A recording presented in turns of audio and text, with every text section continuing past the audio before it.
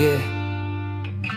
Akala mo walang nakikita, akala mo walang nakakaalam. Minsan ang matay hindi kailangan para makita ang katotohanan.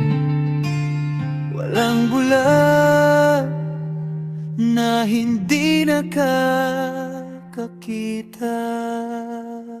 Maraming bagay ang ayaw mong ipakita, pero kahit itago mo lumalabas ang resulta. Akala mo lihim dahil walang nagsasalita, pero ang bawat kilos may sariling bakas sa lupa.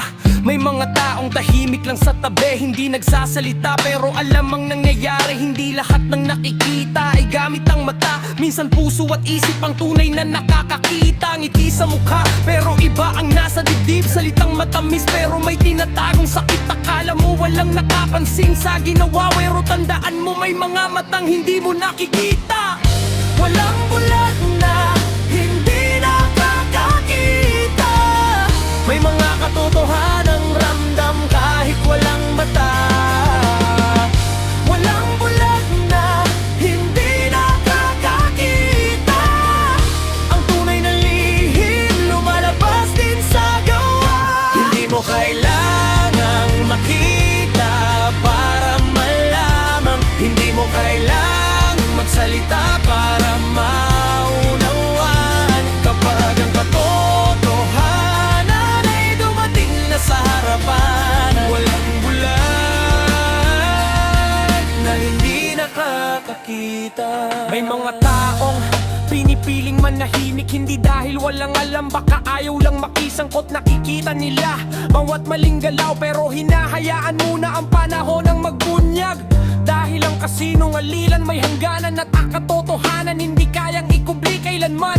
Kahit takpan mo ng maraming dahilan, darating ang araw na lahat ay malalaman. Huwag mong isipin na tahimik ay walang pakialam. Minsan ang tahimik ang pinakamaraming alam. Hindi kailangang sumigaw para maging tama, at hindi kailangang makakita gamit ang mata. Walang bulag na hindi nakakakita. May mga katotohanang ramdam kahit walang mata. Walang bulag na hindi nakakakita. Ang tunay na lihim lumalabas din sa gawa. Hindi mo kailangang makita para malaman. Hindi mo kailangang magsalita para maunawaan. Kapag ang katotohanan ay dumating na sa harapan, walang bulag na hindi nakakakita. Yeah! Akala mo nakatago ang bawat galaw, pero ang mundo'y maliit, mabilis kumalat ang balita. Akala mo walang nakakaalam sa plano, pero may mga tahimik na mas matalas pa sa mata mo. Hindi lahat ng saksi ay magsasalita, hindi lahat ng nakakaalam ay agad kikilos. Pero kapag dumating na ang tamang oras, ang katotohanan mismo ang magiging ebidensya. Kaya mag-ingat sa bawat hakbang, dahil ang bawat kilos ay may sariling pangalan. Kung malinis ang puso, wala kang dapat ikakot. Kung totoo ang gawa, hindi ka kailangang magtago. Hindi lahat ng nakakakita ay may mata. Hindi lahat ng may mata ay tunay na nakakakita. Minsan ang puso ang unang nakakaramdam, at ang isip ang unang nakakaalam. Kung ang katotohanan ay hindi kayang ikubli, kahit tahimik may alam ang bawat isa.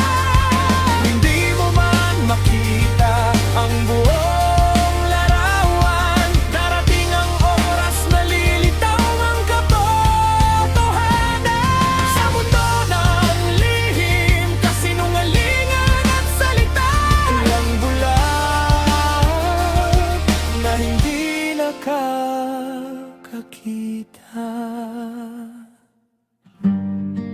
Akala mo walang nakakita,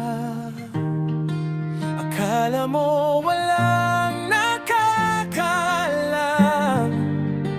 pero ang katotohanan laging nakakahanap ng paraan.